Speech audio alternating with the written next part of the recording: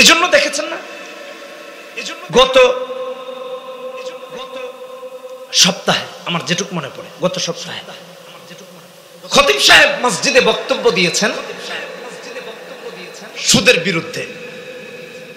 মসজিদ কর্তৃপক্ষ তাকে নোটিশ দিয়েছে যে আপনি আগামী জুমা থেকে আরেকটা মসজিদ দেখুন, সুদের বিরুদ্ধে কথা বলা যাবে না, কথা বললে চাকরি থাকবে না, মাদকের বিরুদ্ধে কথা বললে চাকরি থাকে না, দুর্নীতির বিরুদ্ধে কথা বললে চাকরি থাকে না, মাস্তানির বিরুদ্ধে কথা বললে চাকরি থাকে না, চোরের বিরুদ্ধে কথা বললে চাকরি থাকে না, মিথ্যাচারের বিরুদ্ধে কথা বললে চাকরি থাকে না, কোরআনের কথা বললে চাকরি থাকে না। এটা মুসলমানের চরিত্র নয়। আমি ওই পত্রিকার নিউজের নিচে কমেন্ট করেছি কমেন্টস বক্সে, যে যিনি সুদের বিরুদ্ধে কথা বললেন তাকে আরেক মসজিদ দেখতে বলা হলো কেন? যে এই কথা বলেছে তাকে সবার আগে মসজিদ থেকে বের করে দিতে হবে। তিনি কিভাবে মসজিদে থাকেন? বলে হুজুর এটা কি আপনার ব্যক্তিগত অভিমত? অসম্ভব, এটা আল্লাহর কালাম। আমার সামনে কোরআন আছে, আপনি নিয়ে খোলেন। 114 নম্বরে সূরা বাকারা আল্লাহ বলেছেন, ওমান আযলামু মিম্মান মানআ মাসাজিদাল্লাহি আইয়ুযকারা ফীহা ইসমুহু ওয়া সাআ ফী খরাবিহা উলাইকা মা কানা লাহুম আন ইয়াদখুলুহা ইল্লা খায়ফিন মা কানা লাহুম আন ইয়াদখুলুহা ইল্লা খায়ফিন। আল্লাহর ঘরে আল্লাহর জিকিরে ইবাদতে যে বাধা দেয় তার চেয়ে জালেম এই পৃথিবীর বুকে আর বড় কেউ হতে পারে, তার চেয়ে বড় জালেম আর কেউ নেই। এটা আল্লাহ বলেছে। দ্বিতীয় কথা হলো, কথা খুব সুস্পষ্ট, পড়া হলো ভালো করে শুনে।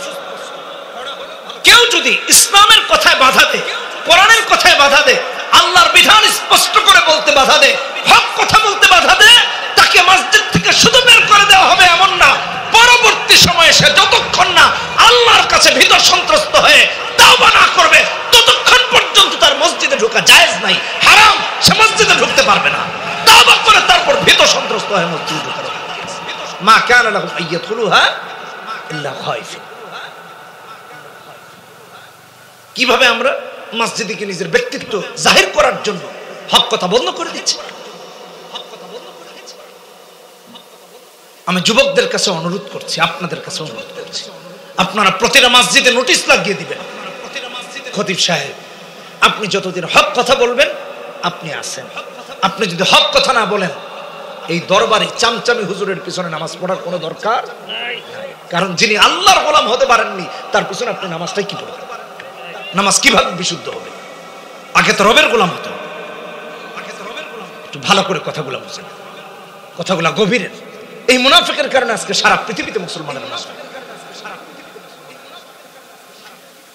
আল্লাহ তাআলা পৃথিবীর অনেক দেশে নিয়েছেন। কিছুদিন আগেও ইংল্যান্ডে গিয়েছি, স্কটল্যান্ডে গিয়েছি, আমেরিকাতে গিয়েছি, কানাডাতে গিয়েছি। আল্লাহ দেখিয়েছেন। আমার কাছে মনে হয়েছে মদিনার চেয়ে শান্তির কোনো জায়গা পৃথিবীতে নাই। আপনাদের কেমন লাগবে জানি না, একটু ভালো করে শুনেন। মদিনার চেয়ে শান্তির জায়গা আর পৃথিবীতে। আমি আমেরিকাতে দেখেছি বহু মানুষকে বলতে, মুসলিম, যে আমার মরণটা যেন মদিনায় হয়। হযরত ওমর দোয়া করতেন, তাই না? আল্লাহুম্মা রযুকনি শাহাদাতান ফি সাবিলিক ওয়াজআল মাউতি ফি বালাদি রাসূলিক। যে আল্লাহ আপনার রাস্তায় আমাকে শহীদ বানায়েন আর মদিনার মাটিতে যেন আমার কি হয়, মরণটা। হযরত ওমর রাদিয়াল্লাহু তাআলা আনহু দোয়া করতেন। আল্লাহু আকবার। সত্যি মদিনার মাটি এত শান্ত, এত ভালো লাগে। আপনার কাছে মনে হবে যে এখানে যদি সারাদিন শুয়ে থাকতাম তাহলে মনে হয় যে কলিজাটা শান্ত হতো না। মানে প্রশান্ত হতে হতে শেষ কোথায় এটা আপনি বুঝতেই পারতেন। অনেক মুসলিমরা উন্নত দেশগুলোতে, যারা আমেরিকাতে আছেন, কানাডাতে আছেন, ইংল্যান্ডে আছেন, তারা মদিনায় মুভ করতেছে, মদিনায় থাকবেন, শেষ জিন্দেগি মদিনায় কাটাবেন। আমার এই কথা বলার কারণ আছে। এ কথা বলেছি কেন? মুনাফিক দাবি করি মুসলমান, আসলে মুসলমান। আল্লাহ রাব্বুল আলামিন সূরা বাকারাতে প্রথম পারাতে 2 নম্বর পৃষ্ঠাতে হিফজুল কোরআনে 13, 14, 15 নম্বর আয়াতে মুনাফিকের চরিত্র তুলে ধরেছেন আর বলেছেন, লাকুল্লাযীনা আমানু ক্বালু আমান্না وإذا خلوا إلى شياطينهم قالوا إنا معكم ইন্নামা নাহনু মুস্তাহজিউন। মুনাফিকরা যখন মুমিনের কাছে যায় কই তোমাদের সাথে আছি, আর যখন শয়তানের কাছে যায় তখন বলে তোমাদের সাথে আছি। ঠিক কিনা বেটি? এই পরিস্থিতি হলো আমাদের বর্তমান, এই পরিস্থিতি হলো আমাদের, এজন্য মার খাচ্ছি, এজন্য মার খাচ্ছি। দুবাইতে গিয়েছি, জুমার দিন অপেক্ষা করছি যে মানুষজন জুমায় যাবে, আমাদেরও পেটে ক্ষুধা লেগেছে। আমরা রেস্টুরেন্ট খুঁজতেছি, কোন রেস্টুরেন্টে খাবো, খুঁজতে খুঁজতে এটাও খুঁজতেছি যে মানুষ যখন মসজিদে যাবে, আজকে জুমার দিন তো আমরা তো দেখব জামা কাপড় থাকবে, মসজিদে একটা ঢোল নামবে, এটা তো মুসলিম দেশ, আমরাও মসজিদে যাব। অনেকক্ষণ হয়ে গেল মুসল্লি নেই, সন্দেহ জাগ্রত হলো, কি ব্যাপার? মানুষ তো জুমার দিনে যেভাবে মসজিদে যাওয়ার কথা সেভাবে যাচ্ছে না, সবাই কাজে কামে ব্যস্ত। ব্যাপার ঠিক নামাজের আগ মুহূর্তে কিছু মানুষ যাচ্ছে, জিজ্ঞেস করলাম ভাই কি হয়েছে? মসজিদে এইভাবে আপনার কয়েকজন যাচ্ছেন, আর বুঝেন না কাজ কাম ব্যস্ত, সবাই কাজ। কি ব্যাপার? জুমার দিন নামাজের সুযোগ দেওয়া হয় না। বলতেছে আগে জুমাবার ছুটির দিন ছিল, এখানে যারা দুবাই প্রবাসী আছেন তারা বলতে পারবেন, আগে জুমাবার বন্ধের দিন ছিল, এজন্য জুমাবার ছুটি বন্ধ করে দিয়েছে, এটাকে কর্মদিবস ঘোষণা করা হয়েছে। দুজন আলেম শারজার আমাদের বন্ধু মানুষ, কাউকে জানিয়েছিলাম না যে কাউকে জানাবো না, ওনারা কিভাবে যেন জেনে গেছেন, আমাদের সাথে যোগাযোগ করলেন যে দুবাইতে নাকি আছেন। তো তারা আসলেন, জিজ্ঞেস করলাম ভাই এই অবস্থা কেন? একটা জিনিস আমাকে খুব ব্যথিত করেছে যে এটা তো মুসলমানদের দেশ, জুমার দিন ছুটি নেই। বলতেছে ইসরায়েল এবং দিল্লি যখন থেকে দুবাইকে নিয়ন্ত্রণ করা শুরু করেছে, ওরা জুমাবার বন্ধের দিন এটা বন্ধ করে দিয়ে এটাকে কর্মদিবস ঘোষণা করেছে, যাতে করে মুসলমানেরা জুমার দিন সুন্দরভাবে স্বস্তিতে জুমার নামাজ আদায় করতে পারে। কোথায় আছে দেখেন, মুনাফিকি আপনাকে আমাকে কোথায় নিয়ে গেছে। আমি ওই সকল যুবকদের কাছে জানতে চাই, কলিজার টুকরা যুবক, তুমিও যুবক আমিও যুবক, তোমার কাছে আমার জানার ইচ্ছা, তুমি তো নেইমার নেইমার করে করে মরে যাও, তোমার দল হারলে তুমি পাগল হয়ে যাও, সুইসাইড করো, তুমি একজন সমর্থক মাত্র। কোথায়? ফিলিস্তিনে এত মা বোন মারা গেলেন, এত নারী শিশুরা ধর্ষিতা হলেন, নির্যাতিতা হলেন, ঘর বাড়ি হলেন, ছাড়া হলেন, কোথায়? তোমার মেসি কি কোনো সমবেদনা জ্ঞাপন করেছে? তোমার নেইমার কি কোনো সমবেদনা জ্ঞাপন করেছে? তুমি কত বড় মুনাফিক হয়েছে এটা একটু হিসাব করো, যে আমি যার জন্য জীবন দিয়ে দিচ্ছি সে তাম পৃথিবীর মুসলমানরা নির্যাতিত, ঘর বাড়ি ভেঙে দেওয়া হচ্ছে, জ্বালিয়ে দেওয়া হয়েছে, ওরা তো আমার জন্য একটু কথাও বলবে। আমি শুরু করেছিলাম বাচ্চাদের থেকে নিয়ে, মায়েদেরকে বাবাদেরকে মনোযোগ আকর্ষণ করে। আমি আবার একটু, গত বিশ্বকাপে আপনাদের প্রিয় আর্জেন্টিনা হেরে গেছে, এক ছোট্ট ছেলে লাইভে এসে কাঁদতেছে, কাঁদতে কাঁদতে অস্থির হয়ে গেছে। আপনি এই ছেলেটাকে সূরা ফাতিহা পড়তে বলেন, মুহাম্মদ সাল্লাল্লাহু আলাইহি ওয়াসাল্লাম কে, তাকে জিজ্ঞেস করেন, সে জানে না। সে মেসিকে জানে, নেইমারকে জানে, রোনালদোকে সে জানে, কিন্তু মুহাম্মদ সাল্লাল্লাহু আলাইহি ওয়াসাল্লামকে সে জানে না। আপনি আপনাকে প্রশ্ন করুন একটু, আপনি আর আমি কোন শ্রেণীর মুসলমান আছি? আপনি আর আমি কি আজও মুসলমান আছি না মুনাফিক হয়ে গেছি? একটা নিজেকে নিজে জিজ্ঞেস করেন, নিজেকে নিজে জিজ্ঞেস করেন। আসেন আমাদের ইমানের অবস্থা কি একটু নিজের মানদণ্ডে যাচাই। 40 বছর বয়সে নবীজি নবুয়তি পেয়েছেন, কালেমার দাওয়াত দেওয়া শুরু করেছেন। কাফের বেঈমানরা বলল মুহাম্মদ লাতের, মানাতের, উজ্জার, হবলের উপাসনা হবে না, তা হতে পারে না। তুমি এক আল্লাহর কথা বলছো, লা ইলাহা ইল্লাল্লাহ, এটা মানে না। এই দাওয়াত যদি দাও মেরে ফেলো, এই দাওয়াত যদি দাও মক্কা থেকে বের করে দিব, এই কথা যদি বলো হাত কেটে দিব, এই কথা যদি বলো পা ভেঙে দিব। নবীজিকে বলতেছে কাফের। মায়ার নবী মুহাম্মদুর রাসূলুল্লাহ সাল্লাল্লাহু আলাইহি ওয়াসাল্লাম অশ্রুগুলো পানি দিয়ে ঝরঝর করে পড়তেছে, পানি। বাড়ি এসেছেন, গার্ডিয়ান হলেন চাচা আবু তালেব। আবু তালেব বলে মুহাম্মদ কান্না কেন করো বলো তো দেখি? তোমার তো বাবা নাই, তোমার তো মা নাই, আমি হলাম গার্ডিয়ান। তুমি যদি কান্না করো আমার তো সবার আগে কষ্ট হয়। এতিম মুহাম্মদ, তোমাকে আমি পেয়েছিলাম, কান্না কেন করো? মুহাম্মাদুর রাসূলুল্লাহ বলেন, চাচা যান কান্না করি এজন্য যে জাতিকে দাওয়াত দিয়ে জান্নাতে নিয়ে যেতে চায়, যে উম্মতকে, এই উম্মত আমাকে মেরে ফেলতে চায়, আমার হাত কেটে দিবে বলে, মক্কা থেকে বের করে দিবে বলে, আমাকে হত্যা করে ফেলবে বলে, যে উম্মত জাহান্নামে যাওয়ার জন্য রাতের পর রাত দিনের পর দিন কষ্ট করি, সেই উম্মত আমাকে হত্যা করে তারা জাহান্নামে যেতে চায়, এই জন্য কান্না করি, অন্য কোনো কারণে নয়। আবু তালেব ডেকে বলেন, মুহাম্মদ কান্না করো না, কে তোমাকে মারবে, কে তোমার হাত কাটবে, কে তোমাকে হত্যা করবে, কে তোমাকে মক্কা থেকে বের করবে? দালায়েলুন নবুওয়া লিল বাইহাকি দ্বিতীয় খণ্ড 341 নম্বর পৃষ্ঠায় এসেছে। আবু তালেব বলেন, ওয়াল্লাহি ওয়াল্লাহি লা ইয়াসিলু ইলাইকা বিজামইহিম হাত্তা উসাদা ফিত তুরাব দাফিনা ওয়া দাউতানি ওয়া আলিমতু আন্নাকা নাসিহি ফালাকাদ সাদাকতা ওয়া কুনতা ফিনা আমিনা ওয়া আরাদতা দীনান قد عرفت بأنه من خير أديان البرية دينا لولا الملامة أو حذار مسدة لوجدتني سمحا ذاك مبينا। আবু তালেব কয়, মুহাম্মদ কে তোমার হাত ভাঙবে, কে তোমার পা ভাঙবে, কে তোমার মক্কা থেকে বের করে দিবে, কে তোমার হত্যা করবে বলেছে? আমি আবু তালেব বলছি, যতদিন আমি মাটির উপরে থাকবো, আমাকে মাটির নিচে দাফন করা হবে না, ততদিন পর্যন্ত কেউ হাত ভাঙা দূরের কথা, পা ভেঙে দেওয়া দূরের কথা, মক্কা থেকে বের করে দেওয়া দূরের কথা, তুমি মুহাম্মাদের কাছেও কেউ ভিড়তে পারবে না। আবু তালেব, আমি এটাই বলেছি, আমাদের ইমানের অবস্থানটা একটু পরিমাপ করে। যারা এখানে আবু তালেব সম্পর্কে জানেন তারা একটু বলেন তো, তিনি কি ইমান এনে মারা গিয়েছিলেন, বেঈমান অবস্থায় মারা গিয়েছেন?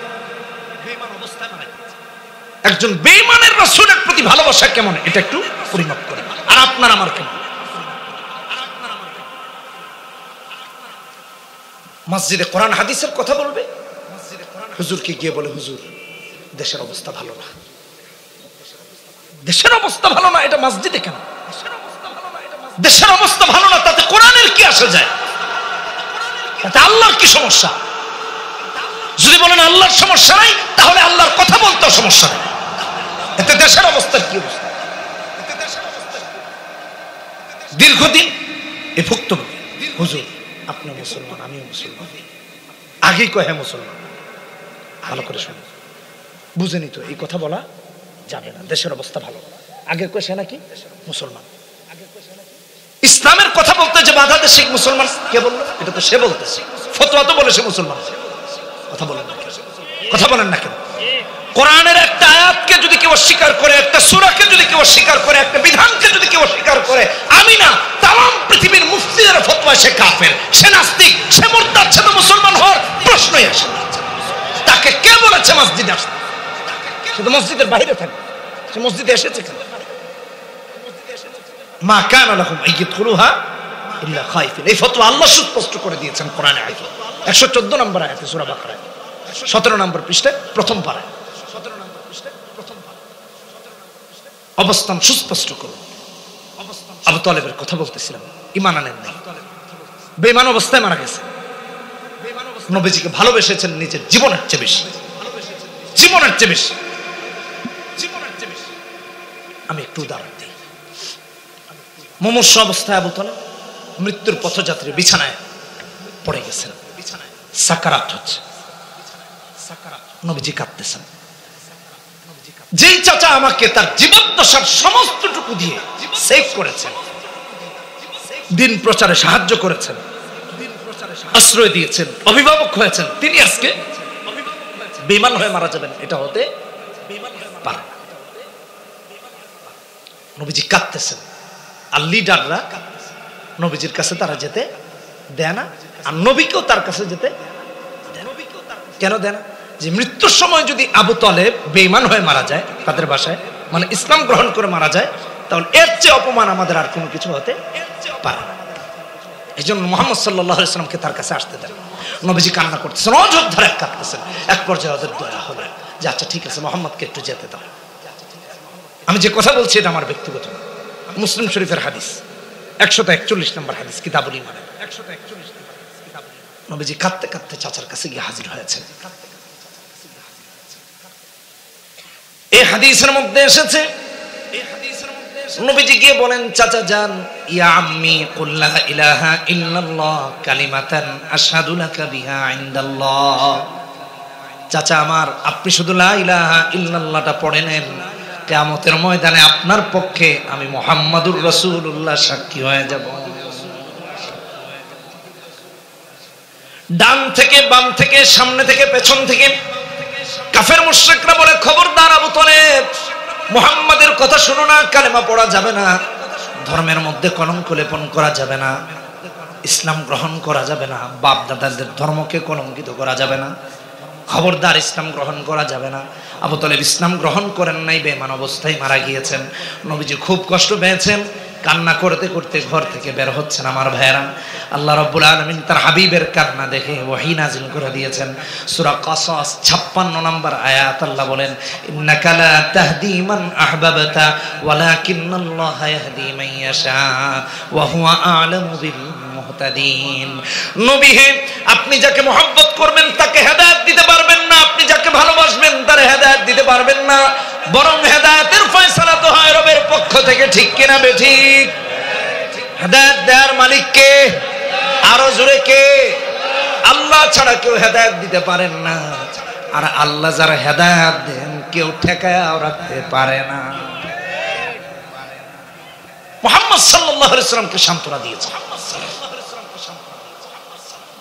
নবীজির কান্না বন্ধ হয়ে গেছে, যে কথা তো সত্য, আমি তো হেদায়েত দেওয়ার মালিক, হেদায়েত তো দিবেন আমার আল্লাহ। এই আবু তালেবের কথা বলতেছে, যে আবু তালেব বেঈমান অবস্থায় মারা গিয়েছেন, কাফের অবস্থায় মারা গিয়েছেন, মুহাম্মদ সাল্লাল্লাহু আলাইহি ওয়াসাল্লামের ভালোবাসার ব্যাপারে আপোষ করেন নাই। আমার ভাইয়েরা, আল্লাহ রাব্বুল আলামিন মুমিনের কাছে এই তাকাজা রাখেন যে মুমিন নবীকে এমন ভাবে ভালোবাসবে। রাসূল নিজে স্পষ্ট ভাবে বলে দিয়েছেন কিতাবুল ঈমানে, বুখারীর হাদিস, লা ইউমিনু আহাদুকুম হাত্তা আকুনা হাব্বা ইলাইহি মিন ওয়ালিদিহি ওয়া ওয়ালাদিহি ওয়ান নাসি আজমাইন।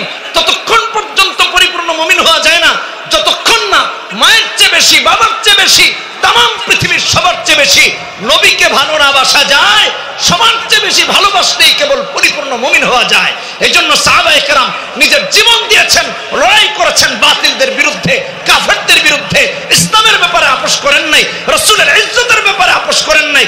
আমার ভাইয়েরা, অনেকে বলে নবীকে গালি দেওয়া হয়েছে ফ্রান্সে বসে, মুসলমানেরা বাংলাদেশের রাজপথে কেন নেমে গিয়েছে, আলেমরা কেন নেমে গিয়েছে?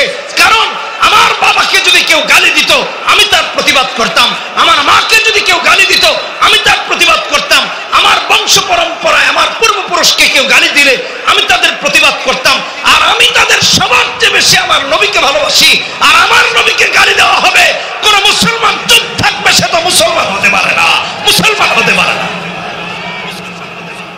ঈমানি চেতনা যার মাঝে থাকবে, অবশ্যই অবশ্যই রাসূলুল্লাহর মুহাব্বত, রাসূলুল্লাহ সাল্লাল্লাহু আলাইহি ওয়াসাল্লামের ভালোবাসায় সে প্রতিবাদ করবে। ভালো করে মাথায় রাখেন, লা ইউমিনু আহাদুকুম হাত্তা আকুনা হাব্বা ইলাইহি। আবু তালেব নিজের জীবনের চেয়ে বেশি ভালোবেসেছেন নবীকে, কাফের হয়ে, আর আমরা মুসলমান হয়ে নবীকে এতটা ভালোবাসতে পারি না। ঈমানের হালত কোথায় গেছে? এজন্য আজকে তামাম পৃথিবীতে মুসলমানরা মার খাচ্ছে। মুসলমানরা যদি ঘুরে দাঁড়াতো কেউ মারতে পারত না। ভালো করে শুনেন, কারা যুদ্ধ করছে সারা পৃথিবীতে? রাশিয়া চালাচ্ছে, আমেরিকা চালাচ্ছে, এই তো তাদের অধীনে কেউ চালাচ্ছে, এই নেতৃত্ব দিচ্ছে তারা। একটু মাথায় রাখেন, আফগানে আমেরিকা 20 বছর লড়াই করেছে। কয় বছর? 20 বছর। মুজাহিদরা বিজয়ী হয়েছে, বিরল ইতিহাস। আফগানের মোল্লাদের কি অস্ত্র আছে? তেমন কোন অস্ত্র নাই, লড়াই করেছে, ঈমান দিয়ে জয়যুক্ত হয়েছে। এটা কি ঈমান? যে ঈমান পরিপূর্ণ হতে হলে নবীর ভালোবাসা সবার চেয়ে বেশি হতে হবে, সেই ঈমান দিয়ে লড়াই করেছে। এজন্য আপনারা দেখবেন কাফের মুশরিকরা অস্ত্র, তরবারি, গোলা বারুদ, কামান, পরমাণু অস্ত্র, ড্রোন, যাই বলেন, এগুলোকে যতটা ভয় পায় তার চেয়ে বেশি আল্লাহু আকবারের তাকবীরকে আর বেশি ভয় পায়। এটা আপনি দেখবেন সারা পৃথিবীতে। লিল্লাহি তাকবীর, আল্লাহু আকবার, এটাকে সহ্য করতে হবে, এটাকে আরো বেশি ভয় করে, নবীকে সবার চেয়ে বেশি ভালোবাসতাম।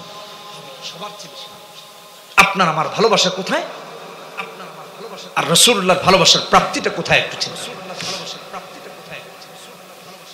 বন্ধুগণ আমার, এই জন্য আমার আল্লাহ কোরআনে কারিমে বলেছেন, লাকাদ কানা লাকুম ফি রাসূলিল্লাহি উসওয়াতুন হাসানা। আমাদের মডেল হলেন মুহাম্মদুর রাসূলুল্লাহ সাল্লাল্লাহু আলাইহি ওয়াসাল্লাম।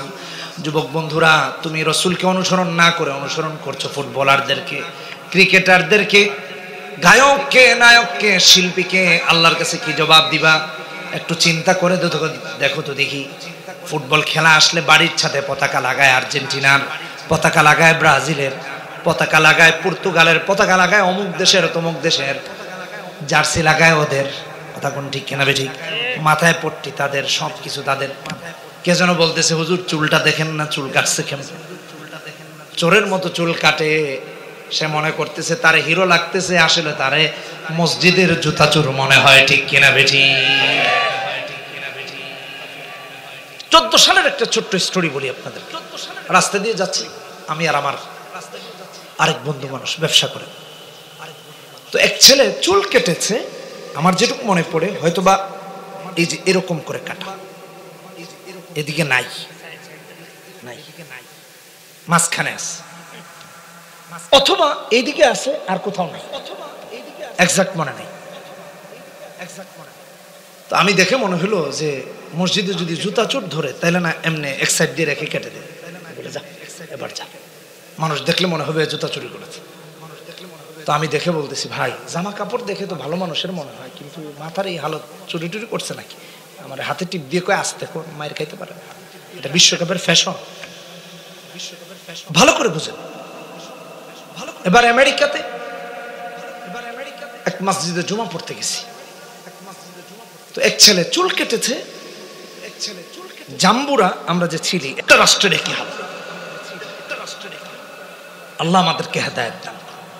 আমরা কি জবাব দিবে একটু চিন্তা করে দেখেন। অমুসলিমরা বলছে তোমরা কথা বলো, তোমরা কি এটা মেনে নিয়েছো যে ফিলিস্তিন শেষ? তোমাদের কোনো প্রতিক্রিয়া দেখা যায় না? সৌদি আরব প্রতিক্রিয়া দেখায় না, জর্ডান দেখায় না, দুবাই দেখায় না, কুয়েত দেখাচ্ছে না, কাতার দেখাচ্ছে না, মালয়েশিয়া দেখাচ্ছে না। তার মানে তোমরা কি মেনে নিয়েছো ফিলিস্তিন ধ্বংস করে দাও? অথচ আমরা প্রতিবাদ করছি। কোন দেশে আল্লাহ তাআলা আসমানে গজব দেখ, এটা আমরা চাই না। তবে আল্লাহর নিয়ম হলো, আল্লাহ কোরআনে বলেছেন, ظهر الفساد في البر والبحر بما كسبت أيدي الناس ليذيقهم بعض الذي عملوا لعلهم يرجعون। জলে স্থলে যত আযাব আর গজব আসে সব হলো আমাদের হাতের কামাই। ওটা কোন ঠিক কিনা বেঠিক? এটা কে বলেছেন? আর চিৎকার দিয়ে বলেন কে? বাড়িতে গিয়ে কোরআন দেখে নেবেন, সূরা রুম 41 নম্বর আয়াত। অনেকে যদি বলে লস অ্যাঞ্জেলসের এই অবস্থা কেন? সারা পৃথিবীর মুসলমান নিধনে আমেরিকার হাত আছে। আমার আল্লাহ দেখায় দিলেন, তোরা বাজেট করে মুসলমান মারিস, আমি আল্লাহ বাজেট ছাড়াই তোদের দেশ ধ্বংস করে দিলাম। আল্লাহ কালামের না, আমাদের বক্তব্য না। বিমা কাসাবাত আইদিন নাস, এতগুলো মানুষের হাজারি রবের আরশ পর্যন্ত পৌঁছে গিয়েছে। আমি সত্য মিথ্যা জানি না। গাড়িতে আসার সময় একটা নিউজ দেখলাম, আমি এটা ভেরিফাই করতে পারি না। দেখলাম যে ফিলিস্তিনের যে মানচিত্র, ঠিক সেম মানচিত্র ধরে আগুন লেগেছে লস অ্যাঞ্জেলেস। আমি এটা ভেরিফাই করতে পারিনি। ঠিক একইভাবে এটা নিয়ে এখন বিশাল পর্যালোচনা চলতেছে। মানুষ এটা নিয়ে অস্থির হয়ে আছে। আর কিভাবে আল্লাহ তাআলা আপনাকে আমাকে চোখে আঙুল দিয়ে দেখাবে একটু চিন্তা করে দেখুন। হাজার হাজার কিলোমিটার জায়গা, কি বলে এটাকে, একর জায়গা অগ্নিকুণ্ডে নিক্ষিপ্ত হয়েছে। এমন কেমন হয়েছে, হলিউডের তারকা নায়ক বলেছিল ফিলিস্তিনকে নিঃশেষ করে দিতে, তার শত শত কোটি টাকার বাড়ি ধ্বংস হয়ে গেছে। সে নিজে আজকে রাস্তার ফকির হয়ে গেছে, শরণার্থী শিবিরে গিয়ে বসে আছে সাধারণ মানুষের সাথে। সকালবেলার ধনী রে তুই ফকির, সন্ধ্যাবেলা। এই সমস্ত কিছুর চাবিকাঠি কার কাছে? জোরে বলি কার কাছে? আমার এই কথাগুলো কেন বললাম? আপনাকে আমাকে ইহুদি নাসারার অনুসরণ অনুকরণ না, অনুকরণ করতে হবে আল্লাহ এবং তার রাসূলের। কথা বলেন ঠিক কিনা? এটা হলো মুমিনের কাজ, চাই নারী হোক চাই পুরুষ হোক। আল্লাহ আমাদেরকে তৌফিক দান করুন বলি আমিন। মনে থাকবে না ভাইরা? এই জন্য আমার আল্লাহ কোরআনে হাকিমে বলেছেন, আল্লাহকে যে অনুসরণ করবে, রাসূলুল্লাহকে যে অনুসরণ করবে, কিয়ামতে নবিয়্যিন, সিদ্দিকিন, শুহাদা, সালেহিনের সাথে তারা হাসর হবে। আমার আল্লাহ কোরআনে বলেছেন সূরা নিসা 69 নম্বর আয়াত, ওয়া মান ইউতি'িল্লাহা ওয়ার রাসূল ফাউলাইকা মা'আল্লাযীনা আন'আমা আল্লাহু আলাইহিম মিনান নাবিয়্যিন ওয়াস সিদ্দিকিন ওয়াশ শুহাদা'i ওয়াস সালেহিন ওয়া হাসুনা উলাইকা রাফিকা। আমার আল্লাহ অন্য আয়াতে বলেছেন, কোরআনে কারীম খুলে দেখেন সূরা হাসর 7 নম্বর আয়াত, আমার আল্লাহ বলেছেন, ওয়া মা আতাকুমুর রাসূলু ফাখুযুহু ওয়া মা নাহাকুম আনহু ফান্তাহু। আমি আমার যুবকদেরকে বলতেছি, ও কলিজার টুকরা যুবক, তোমার মাথার চুলের স্টাইল ইহুদি নাসারার মতো, তোমার লেবাসের স্টাইল ইহুদি নাসারার মতো, তোমার আপাদমস্তকের ফ্যাশন ডিজাইন সব ইহুদি নাসারার মতো। আমার আল্লাহ রাব্বুল আলামিন সূরা হাসরের 7 নম্বর আয়াতে বলেছেন, নবীজি যে চরিত্র এনেছেন তা ধারণ করো, রাসূল যে চরিত্র বর্জন করেছেন তা বর্জন করো। আজকে তুমি তোমার ঘরের ছাদে আর্জেন্টিনার পতাকা উড়িয়েছো, ব্রাজিলেরটা টানিয়েছো, মাথায় ওদের পট্টি বেঁধেছো, জার্সি পরেছো তাদের, তোমাকে দেখলে বোঝা যায় আর্জেন্টিনার সাপোর্টার, দেখলে বোঝা যায় ব্রাজিলের সাপোর্টার। আল্লাহর কসম, তোমার আপাদমস্তক দেখলে বোঝা যায় না তুমি নবীজির সাপোর্টার। তুমি যদি ইসলামের সমর্থক হতা, নবীজির সমর্থক হতা, তোমার মাথায় সুন্নতি লেবাস থাকতো, তোমার পরনে সুন্নতি লেবাস থাকতো, চেহারায় সুন্নতি লেবাস থাকতো, দেখলে বলতো না এটা নবীজির উম্মত। ঠিক কিনা বেঠিক? জোরে ঠিক। আমার সব জায়গা ঠিক রেখেছো, ইসলামের জায়গাটা ঠিক রাখো। আল্লাহর কাছে কি জবাব দিব মরলে? একটু চিন্তা করে দেখেছি। এই হালতে গিয়ে দাঁড়াইলে কি হবে? অন্য আয়াতে আল্লাহ তাআলা বলেছেন, কুল ইন কুনতুম তুহিব্বুনাল্লাহ, 31 নম্বর আয়াত সূরা আল ইমরান, ফাত্তাবিউনি ইউহিব্বুকুমুল্লাহ। হ্যাঁ নবী, আপনি জানিয়ে দেন, আল্লাহকে ভালোবাসতে হলে আপনাকে অনুসরণ করতে হবে, নবীকে অনুসরণ করতে হবে। আর আমার ইয়াং জেনারেশন অনুসরণ করেছে ফিল্ম ইন্ডাস্ট্রির লোকদেরকে, অনুসরণ করেছে ক্রিকেটার, ফুটবলার। একটা হাদিস, দুর্বল হাদিস দেখা, তাকে অনুসরণ করলে আপনি জান্নাতে যাবেন, তাকে অনুসরণ আপনাকে আমাকে মুক্তি দিবে। এটা জাল হাদিসও তো দেখাতে পারবে কোন জিনিস আপনাকে আমাকে ওখানে নিয়ে গেল। সূরা ইব্রাহিম খুলে দেখেন 22 নম্বর আয়াত, وقال الشيطان لما قضي الامر ان الله وعدكم وعد الحق ووعدتكم فاخلفتكم وما كان لي عليكم من سلطان الا ان دعوتكم فاستجبتم لي فلا تلوموني ولوموا انفسكم ما انا بمصرخكم وما انتم بمصرخي اني كفرت بما اشركتموني من قبل ان الظالمين لهم عذاب اليم। আল্লাহ নিজে বলেছেন, জান্নাতীদেরকে জান্নাতে দিয়ে দিবেন, জাহান্নামীদেরকে জাহান্নামে দিয়ে দিবেন। শয়তান বলবে, ইন্নাল্লাহা ওয়াদাকুম ওয়াদাল হক, আল্লাহর ওয়াদা সত্য, ওয়াদতুকুম, আমি ওয়াদা করছিলাম, আজকে তার খেলাফ করলাম। মা কানা লি আলাইকুম মিন সুলতান, তোমাদের উপর আমার কোনো কর্তৃত্ব ছিল না। ভালো করে শুনুন আমার ভাইরা, মদ পান করেছেন, শয়তানের কাজে নিজেকে যুক্ত করেছেন, শয়তানের আপনার উপর কোনো কর্তৃত্ব ছিল না, আপনি নিজে করেছেন। শয়তান বলবে, ইল্লা দাউতুকুম, আমি তোমারে বলছিলাম খাইতে, তুমি খাইছো, আমি বলছিলাম নামাজ পড়ো না, তুমি পড়ছো। শয়তানের বক্তব্য আল্লাহ কোরআনে তুলে ধরেছে। কোরআনকে অনুসরণ করি, হক্কানি আলেমদেরকে অনুসরণ করি, ইসলামকে অনুসরণ করি, আল্লাহকে অনুসরণ করি। আল্লাহ রাব্বুল আলামিন অন্য আয়াতে বলেছেন, সূরা নিসা, কোরআনে হাকিম খুলেন 80 নম্বর আয়াত, আল্লাহ বলেন, মাইয়ুতি'আর রাসূলা ফাকাদ আতা আল্লাহ, যে ব্যক্তি আমার হাবিবের অনুসরণ করলো সে যেন স্বয়ং আমি আল্লাহকে অনুসরণ করলো। সুবহানাল্লাহ। কোন নবীকে অনুসরণ করলো, অনুসরণ হয় কার? আরো জোরে কার? তাহলে অনুসরণ করব কাকে? নবীকে। কাকে? আল্লাহকে আর আল্লাহ রাসূলকে। কিন্তু আবার আল্লাহ এটা বলছেন, আমার হাবিবকে অনুসরণ করলে আমাকে অনুসরণ করো, এজন্য নবীকে অনুসরণ করো। পৃথিবীতে আজকে মুসলমানদের অবস্থা এমন কেন হলো? আমার আল্লাহ বলেছেন, রহমতি চরিত্র দিলাম মুহাম্মাদের, তোমরা মুহাম্মাদের চরিত্র ধারণ করো নাই, করেছো ফুটবলারের, করেছো ক্রিকেটারের, করেছো ফিল্ম ইন্ডাস্ট্রির অমুক্ত মুক্তদা শুভেজ লোকদের। এই জন্য তোমাদের উপর ধ্বংসত্ব তৈরি হয়েছে অবস্থা। কোরআনে হাকিম খুলে দেখেন সূরা আম্বিয়া 107 নম্বর আয়াত 10 নম্বর পৃষ্ঠা হিফজুল কোরআন 17 নম্বর পারা। আমার আল্লাহ বলেন ওয়ামা আরসালনাকা ইল্লা রাহমাতাল লিল আলামিন, মুহাম্মদ সাল্লাল্লাহু আলাইহি ওয়াসাল্লামকে तमाम পৃথিবীর জন্য আমার আল্লাহ রহমত করে বানিয়েছেন। যারা নবীর চরিত্র ধারণ করবে তারা রহমতি চরিত্র ধারণ করবে, কোন সুবহানাল্লাহ। যারা নবীর চরিত্র ছেড়ে দিবে তারা গজবী চরিত্র ধারণ করবে। এজন্য আজকে গজবী চরিত্র ধারণ করার কারণে আসমানি জমিনি গজব আজকে মুনাফিকদের মাথার উপর এসে পড়েছে। জাহান্নামের সবচেয়ে নিকৃষ্ট জায়গা হবে মুনাফিক। ঈমান কেমন হওয়া চাই? আপনাদেরকে একটা উদাহরণ দিই। মুতার যুদ্ধের কথা আপনাদের মনে আছে কিনা? তিনজন সেনাপতি নবীজি নির্ধারণ করে দিয়েছেন। এক নাম্বার যায়েদ ইবনে হারেসা, বললেন আমার যায়েদ যদি শহীদ হয়ে যায় নেতৃত্ব দিবে জাফর ইবনে আবি তালিব। জাফরও যদি শহীদ হয়ে যায় নেতৃত্ব দিবে আব্দুল্লাহ বিন রাওয়াহা। আব্দুল্লাহ যদি শহীদ হয়ে যায় নেতৃত্ব দিবে, তোমাদের মাঝে থেকে পরামর্শের ভিত্তিতে যে সেনাপতি নির্ধারিত হবে সে, আর তিনি ছিলেন খালিদ ইবনে ওয়ালিদ। নবীজি ঘোষণা করে দিলেন প্রথম যিনি সেনাপতি হবেন তিনি হবেন যায়েদ ইবনে হারেসা। আবার নবীজি এটাও জানিয়ে দিলেন যায়েদ যদি শহীদ হয়ে যায় সেনাপতি হবে জাফর ইবনে আবি তালিব। আমার জাফরও যদি শহীদ হয়ে যায় সেনাপতি হবে আব্দুল্লাহ বিন রাওয়াহা। আমার ভাইরা যুদ্ধের জন্য রেডি, সবাই জিহাদের ময়দানে যাবে। বাড়িতে গিয়েছে বিদায় আনার জন্য, সামানা টামানা সব যুদ্ধের সেজে আল্লাহ রাস্তায় বেরিয়ে যাবে, কারণ নবীজি নির্দেশ দিয়েছেন। ইসলামকে কত মহব্বত করতো, কোরআনকে, আল্লাহর দ্বীনকে কত মহব্বত করতো। সাহাবীরা বাড়ি গিয়েছেন বিদায় আনার জন্য,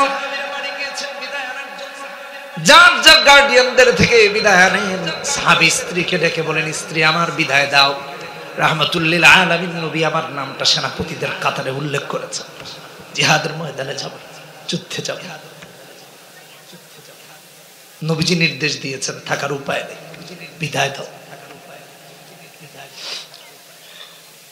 স্ত্রী আল্লাহর কাছে দোয়া করে, আল্লাহ আমার স্বামীকে তুমি গাজী বানায়া যুদ্ধের ময়দান থেকে আবার যেন স্বামীর সাথে দেখা হয়। সন্তানগুলো বাবা বাবা বলে ডাকতেছে চিৎকার দিয়ে দিয়ে, কি আবেগ মাখা কান্নার আওয়াজ। স্বামী ডাক দিয়ে বলে, স্ত্রী আমার এমন দোয়া করো না যে আল্লাহ আমাকে ফিরে আনবে।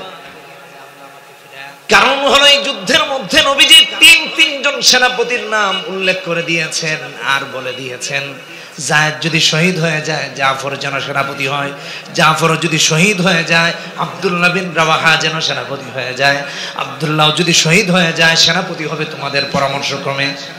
তার মানে বোঝা গেল আল্লাহ জানিয়ে দিয়েছেন এই যুদ্ধে যায়েদও বেঁচে থাকবে না, জাফরও বেঁচে থাকবে না, আব্দুল্লাহও বেঁচে থাকবে না।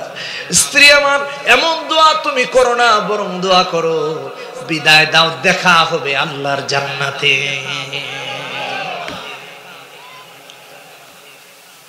কখন এটা সম্ভব একটু চিন্তা করে দেখেন।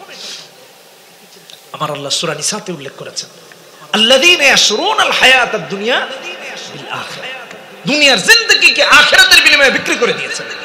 পদ পদবি রাষ্ট্র ক্ষমতা সব আখিরাতের বিনিময়ে বিক্রি করে দিয়েছেন। আমার ঈমানের চেয়ে বেশি দামি কিছু,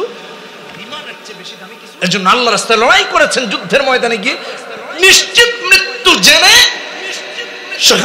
শহীদ হবেন, শাহাদাতের তামান্না নিয়ে জিহাদের ময়দানে গিয়ে শহীদ হয়ে। স্ত্রীর মহব্বত তাকে আটকে রাখতে পারে না, সন্তানের আব্বা আব্বা বলে ডাকা ইসলামের চেয়ে বেশি ভালোবাসার তার কাছে ছিল।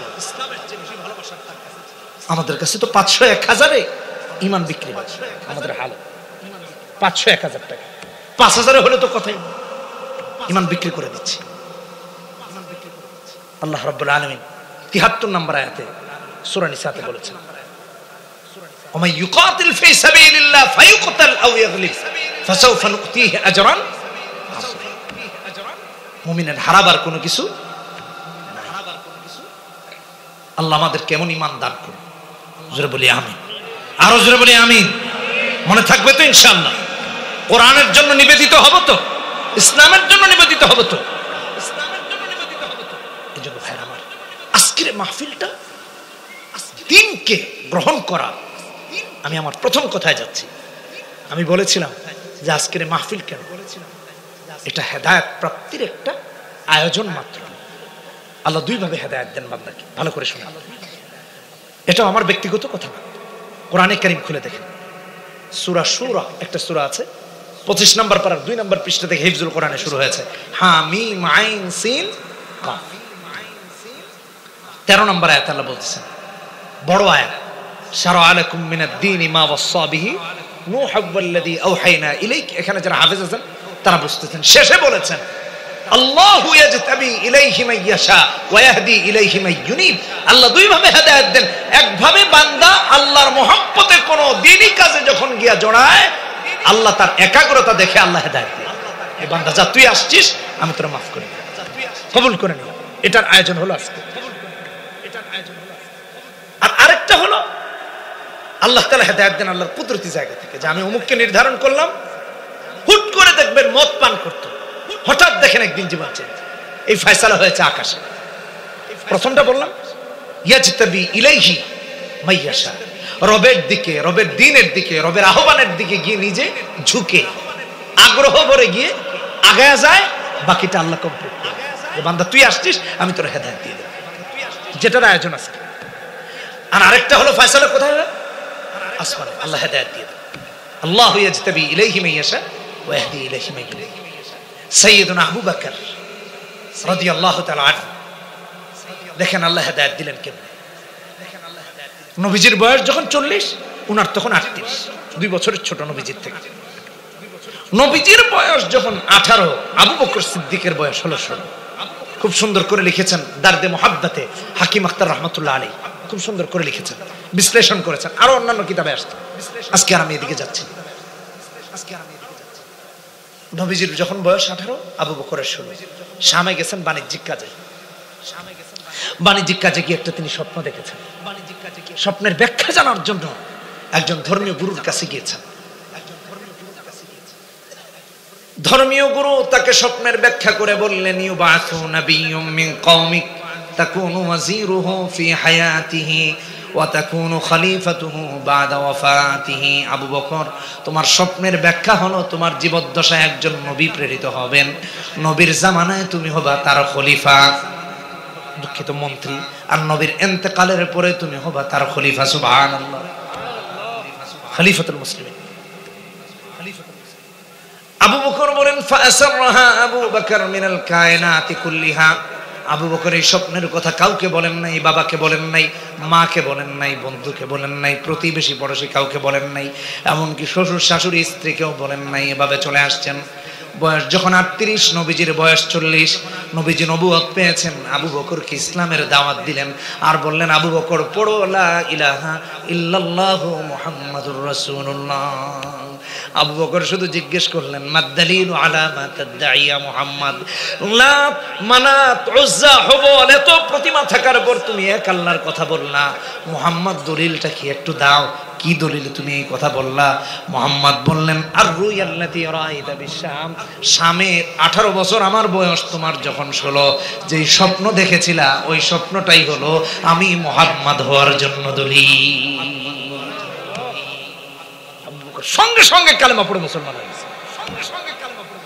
আল্লাহু আকবার, চিৎকার দিয়ে বলি আল্লাহু আকবার। এজন্য ভাইরা আমার, নবীকে অনুসরণ করব তো, কোরআনকে অনুসরণ করব তো, ইসলামকে অনুসরণ করব তো। আল্লাহ বলেছেন, মাইয়ুতি'আর রাসূল ফাকাদ আতা ওয়া মান তাওয়াল্লা ফামা আরসালনাকা আলাইহিম হাফিজা। রাসূলুল্লাহর চরিত্র হলো রহমতি চরিত্র। নবীজি চরিত্রকে আল্লাহ তাআলা ধারণ করতে বলেছেন। আজকের মাহফিলের আলোচনা এটাই, আমরা ইসলামকে জানবো, কোরআনকে জানবো, নবীকে চিনবো, নবীর চরিত্র ধারণ করব। ইহুদি নাসারার চরিত্র ধারণ করা যাবে না, এটা আল্লাহর নির্দেশ। আল্লাহ তাআলা আমাদেরকে তৌফিক দান করুন। জোরে বলি আমিন, আরো জোরে বলি আমিন।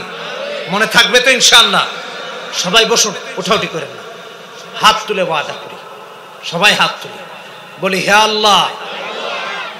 পিছনে যারা সবাই হাত তুলে নাই বলি, হে আল্লাহ, আজকের এই মাহফিল থেকে ওয়াদা করছি, যতদিন বেঁচে থাকবো কোরআন সুন্নাহ অনুসরণ করব।